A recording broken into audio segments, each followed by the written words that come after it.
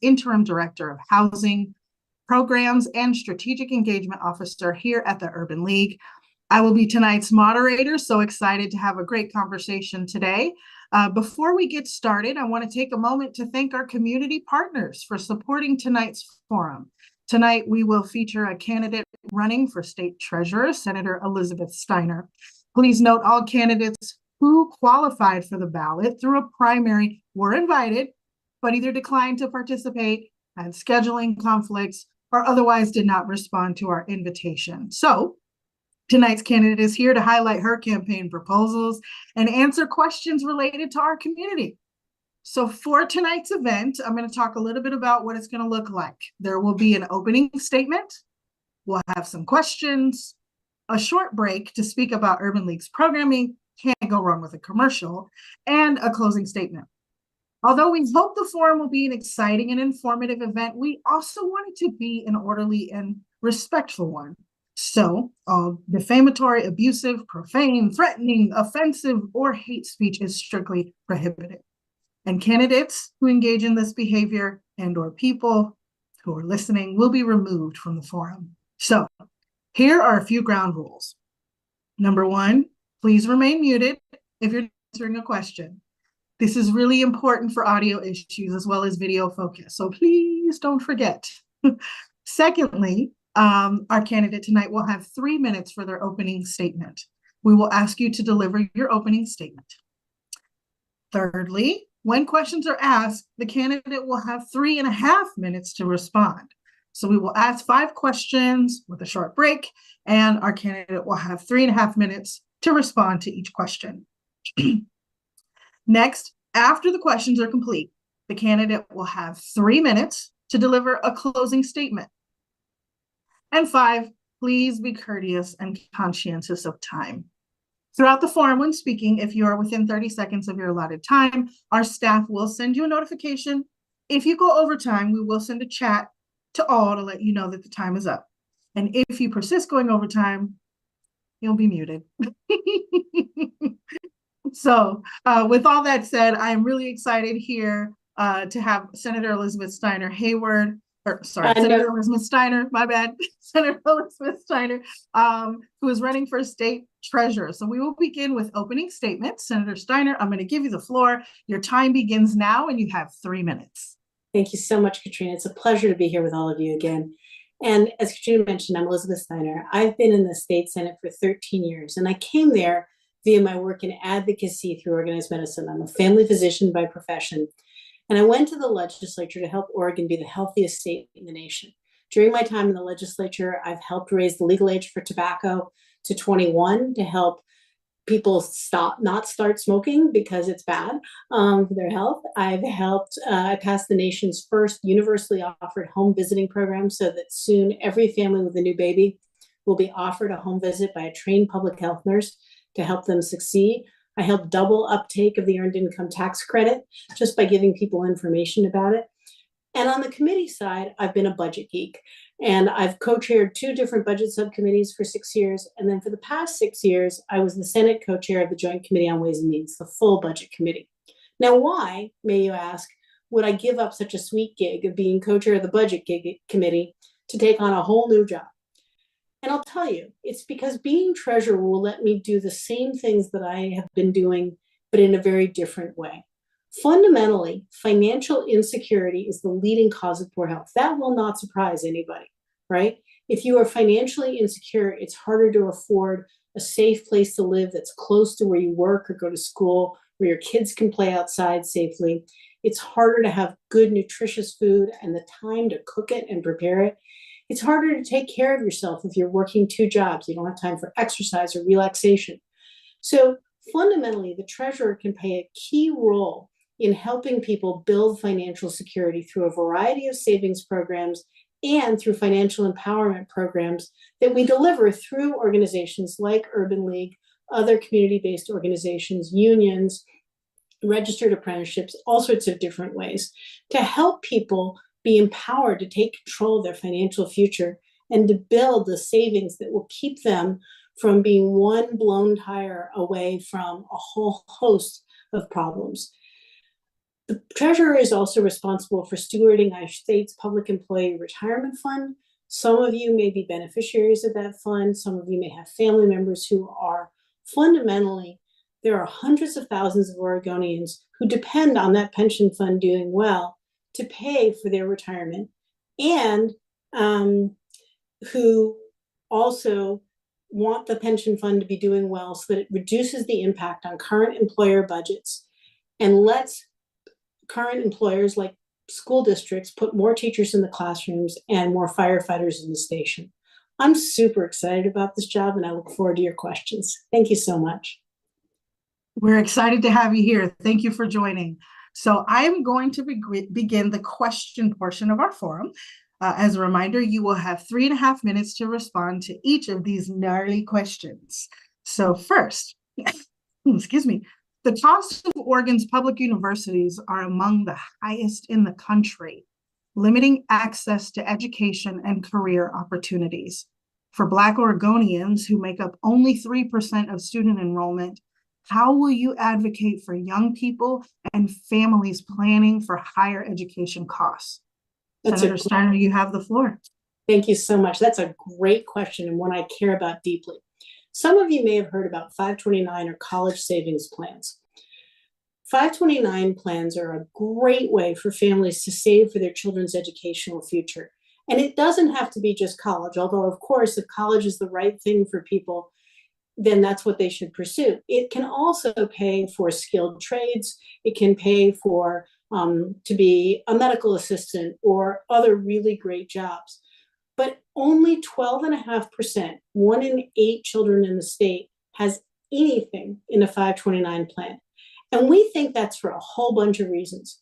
We think that many families have not been given the opportunity to really understand how even putting away small amounts very early in their child's life, and by the way, the state will match the first $25 that a family puts in, even putting those amounts away in small amounts on an ongoing basis, starting when your child is born, can make a huge difference in the prospects for a child to have enough funds to go to college.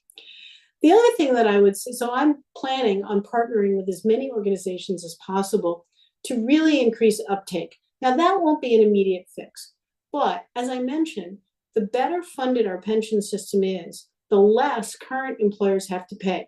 So if we do a better job funding the pension fund, our public universities will be able to put less into just paying down the PERS debt, right? And that means they don't have to raise tuition as much, right? So it'll slow the growth of tuition, and it'll make class sizes smaller because we'll be able to have more teachers in the classrooms, more professors, more teaching assistants who can help students thrive. And so that we can fund programs that help first generation college students or students from historically disadvantaged backgrounds so that they really do succeed once they do go to college. Because if you're investing all that money in higher education, you ought to be given the wraparound support services so that you're not hungry, you're not worried about housing, you're not worried about paying for your textbooks, and you have the academic support you need to succeed in college and graduate in a timely fashion. So all of those things depend on funding our pension system well and getting more families to invest in their children's future, even with little amounts very early in their child's life. Thank you, Senator Steiner. I'm going to move on to question number 2 here around the Oregon Financial Wellness Scorecard. So the Oregon Financial Wellness Scorecard for 2024 shows Black Oregonians have median household income and the lowest levels of home ownership. While average net worth is higher, more Oregon households have zero assets. And after years of steady decline, bankruptcy filings increased 37.4% between 2022 and 2023. How would you use the powers of the state treasurer's office to reduce the number of bankruptcy filings experienced by low-income Oregonians? It's all you, Senator Steiner. Thank you. There are several approaches to this problem, and like any problem, it's a multifactorial problem, so we have to take a multifactorial approach, which is to say there isn't a one-size-fits-all solution. As I mentioned in my opening statement, most people, most adults, have never received any financial literacy education. So we have an obligation as a society to do for adults what we're now requiring for high school students, which is financial literacy education. And we have to do it in ways that are culturally specific and delivered by organizations that are respected by the members of the communities they serve. It is not a good idea for me to come in as a member. Sorry, I didn't mean to put my thumb up there. That's what happens when you talk with your hands. I don't know how to turn that off. It's not for me or Treasury staff to come in and tell community members, you don't know what you're doing financially, let us tell you, because that is so ridiculously patronizing and uncool. What it matters is for us to provide community-based organizations like Urban League, like Hacienda CDC that's helping so many people get housing, like any other community-based organization, or SEIU, because they have so many important caregiving workers who really are struggling from paycheck to paycheck. Our job is to empower those organizations to deliver this information to their members in ways that are responsive to their specific constituencies. So we have to build out our ability to empower people, to give them the little bits of information they need to help them avoid the financial traps. I'll give you an example.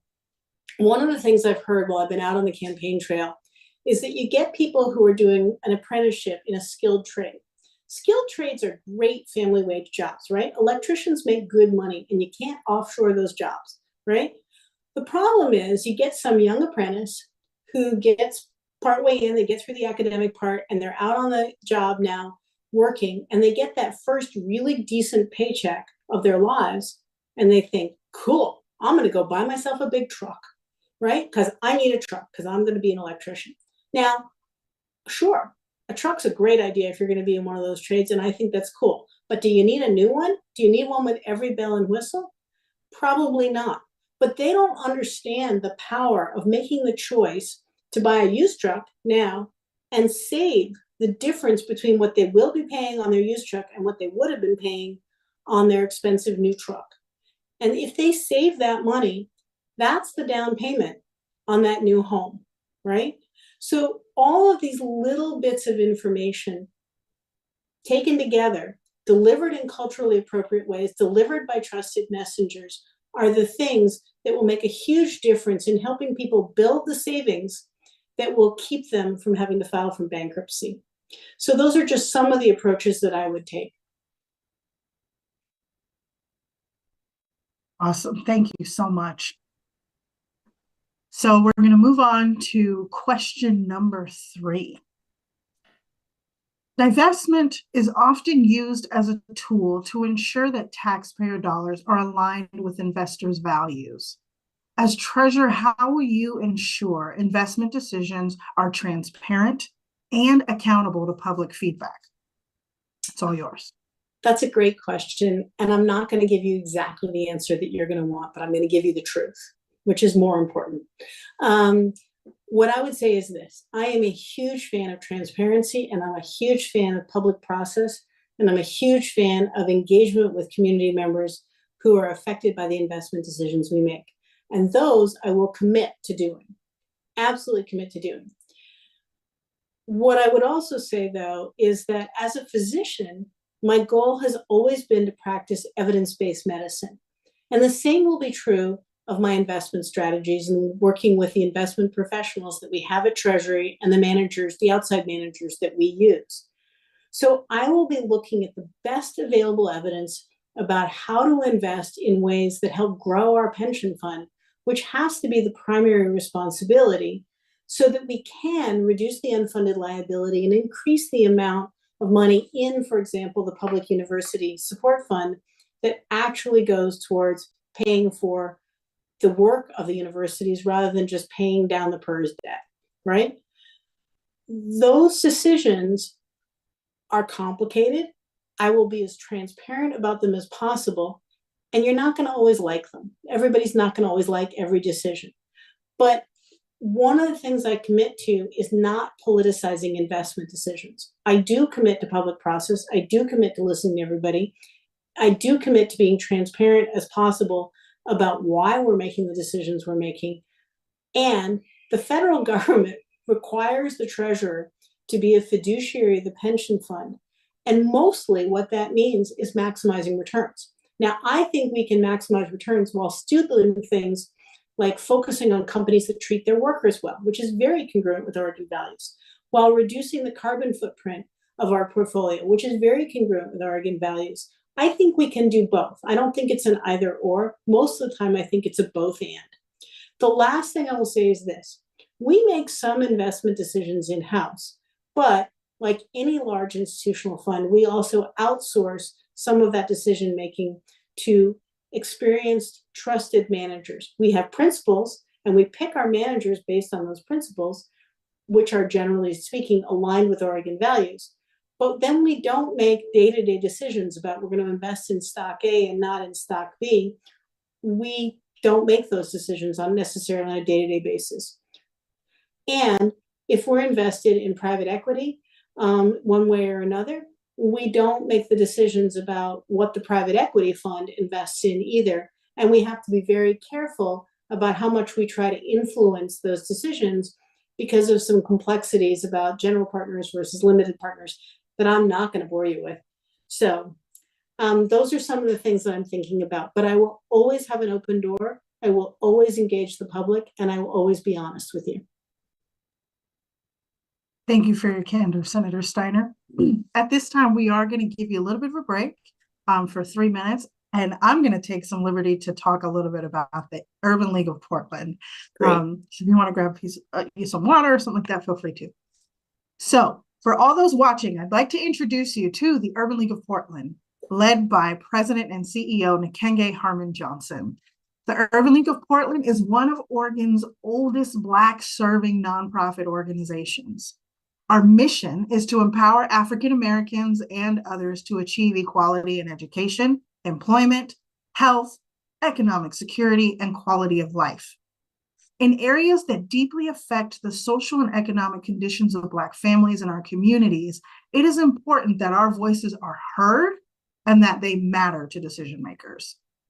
So the Urban League of Portland provides an array of programs and services to thousands of Black Oregonians each year. The Jami Center offers the state's first and only Black-led and Black-serving shelter, delivering comprehensive support like case management and health care and community activities to improve quality of life. We also have our Rejuvenation House, which aids women transitioning from incarceration by offering trauma-informed care to empower them on their journey into stability and community. Additionally, we have a community outreach team in the housing department that actively supports individuals facing homelessness, supplying essentials through programming, assistance, and partnerships across numerous areas across the state: Clackamas, Multnomah, Clark, Union, and Washington counties. We support individuals transitioning from chronic homelessness with wraparound permanent supportive housing programming that meets their needs, including housing, behavioral health, food insecurity, connections to healthcare, and community life. Urban League of Portland's Project Empowerment, funded by the state, provides economic stabilization and housing retention services.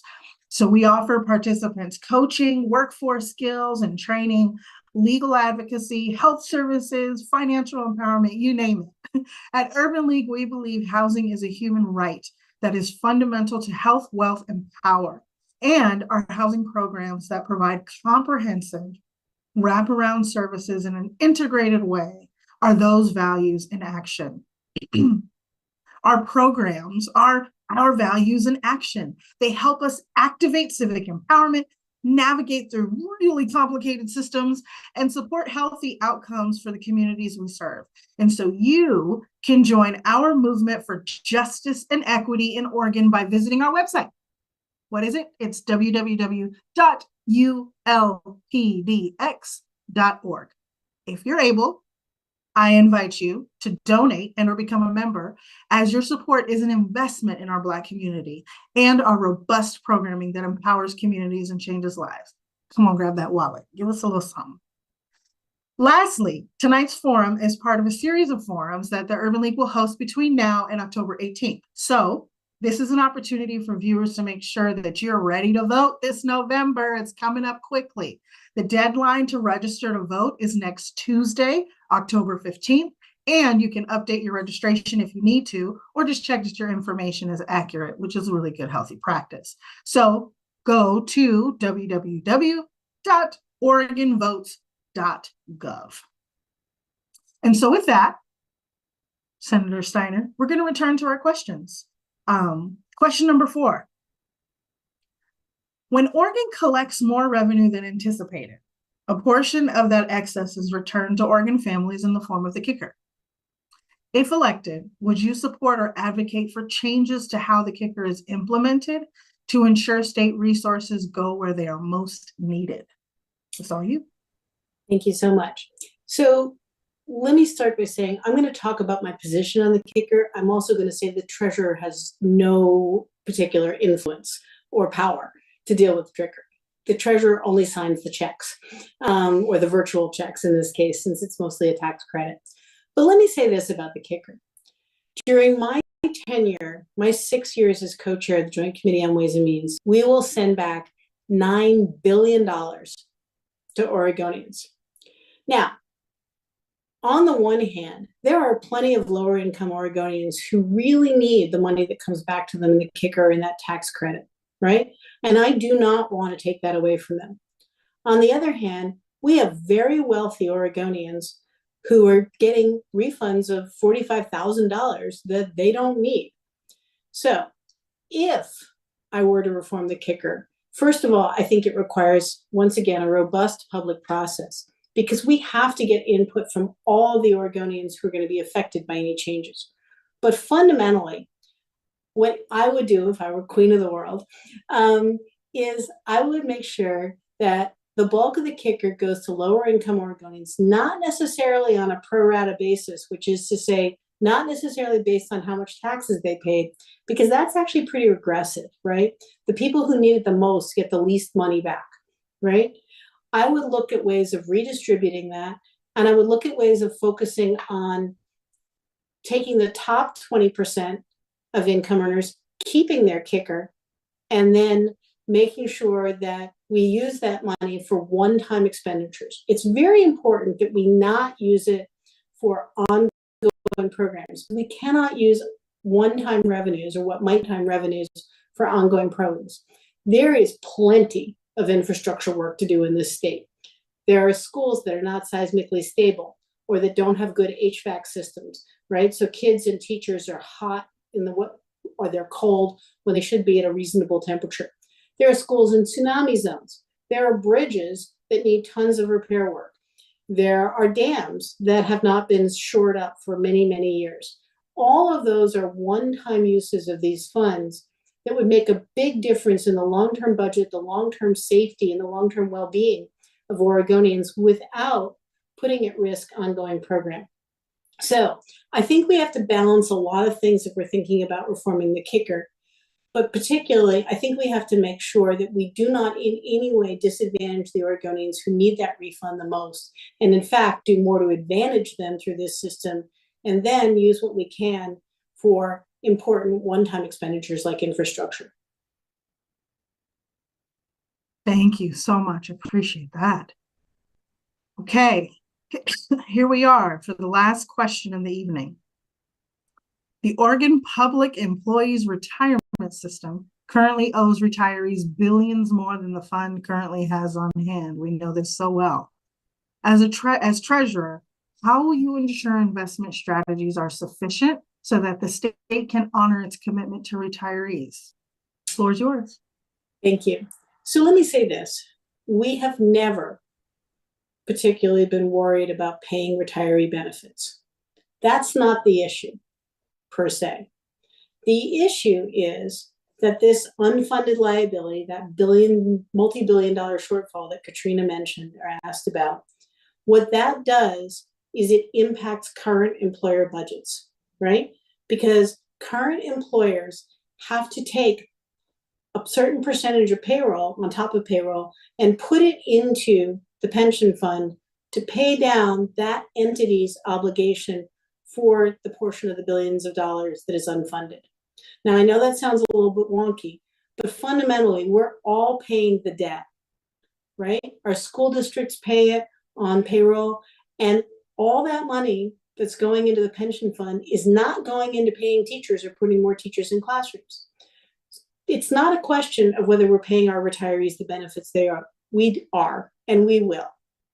We are not in that kind of shape, and I don't think we ever will be, barring true disaster. But even after the 2008 crash, we were still paying all of our retirees all their benefits. The issue is, the better funded our pension system is, the more money we have for current program that is so critical to the well-being of Oregonians. Now, can I ensure that our investment strategy will decrease that unfunded liability, which is the technical term for it? No, I can't. Can I ensure I'm going to do my darndest to work with all the investment professionals that I talked about earlier to do everything we can to reduce the unfunded liability and therefore increase the amount of money that can actually go to program rather than just paying down the debt? Yes, I absolutely am. And as I said earlier, I will use evidence-based investing methods and expertise to ensure that we do the best possible job we can to steward that pension fund and make sure that it grows so that we reduce that liability and increase the amount available. But I want to reassure people, retiree benefits are not actually at risk, and they've never been.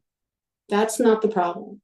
The problem is how much of our current budget is being sucked up by paying down that unfunded liability, and that's the piece that we have to address. Thank you for that clarity, Senator Steiner. Well, we have come to the end of our forum for tonight. Senator Steiner, we will now give you 3 minutes to conclude with closing statements. Thank you. The floor is yours. Let me start by saying this. I think I'm one of the luckiest people in the state because I've had the privilege of serving the state in some important ways for the past 13 years.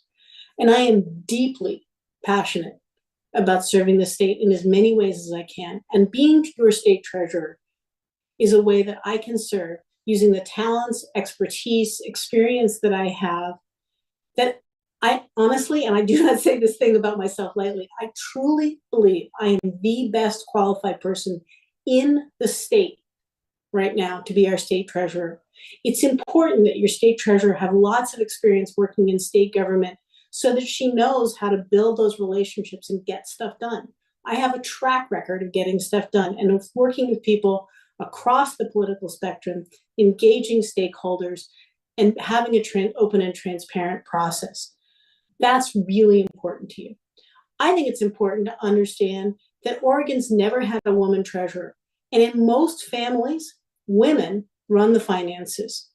And so having a woman who paid all of her own way, spending money, did all of her housing, all the way through college, and was waitress and did telephone fundraising and all that kind of stuff,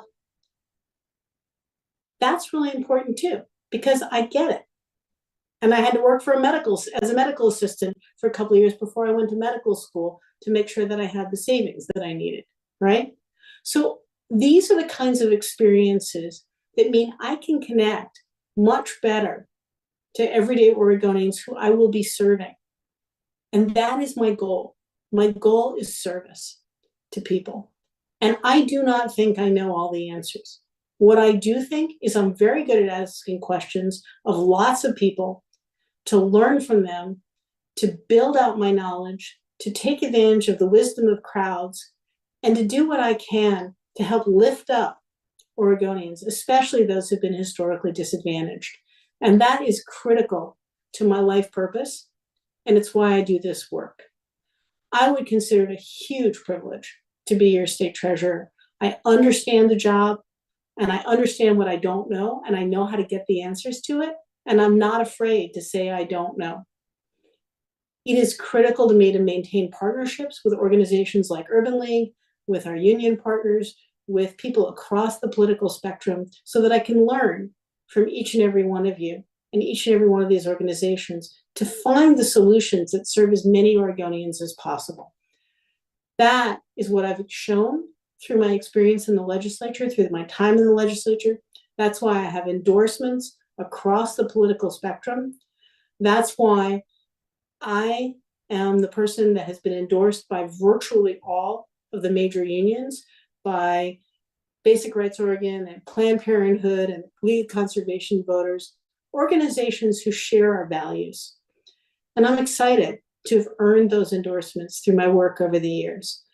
I've been a good partner, I think, with the Urban League over the years. It's been a pleasure to work with and learn from all of you.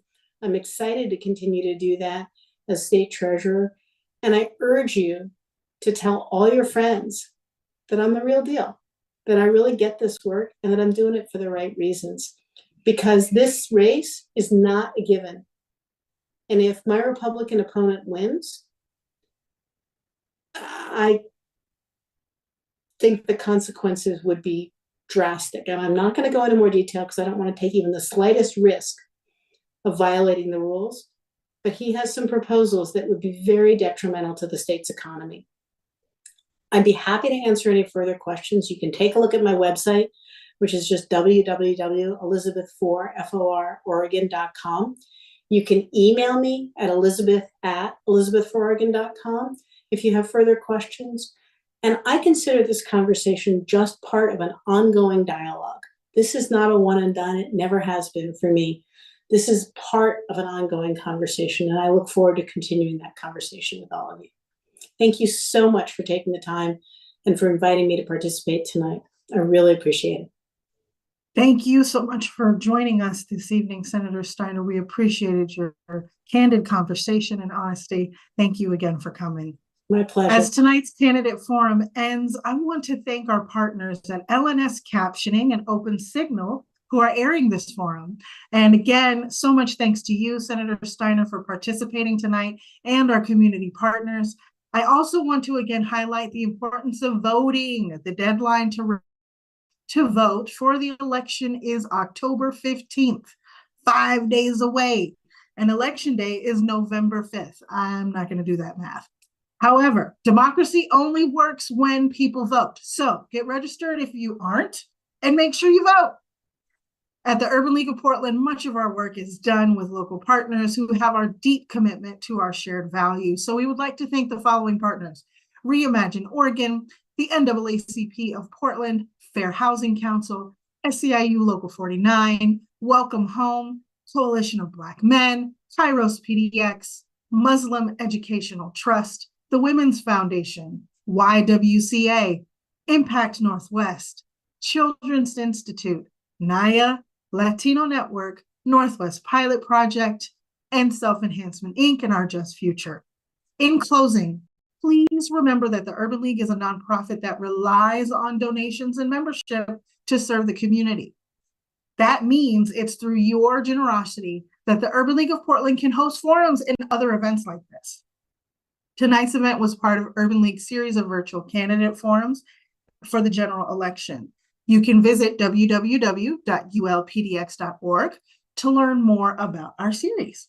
If you need assistance with voting or registering during the election season, staff at the Urban League are ready to talk with you. Reach out via our website, social media, or you can just call the main line, 503-280-2600 for assistance. On behalf of the Urban League of Portland and our president, Nikenge Harmon Johnson, the board of directors, and all our members, I thank you, our audience, for joining us tonight. Once again, my name is Katrina Holland. I serve as interim director of housing and strategic engagement officer for the Urban League of Portland. I hope you have a wonderful night. Thank you for joining us.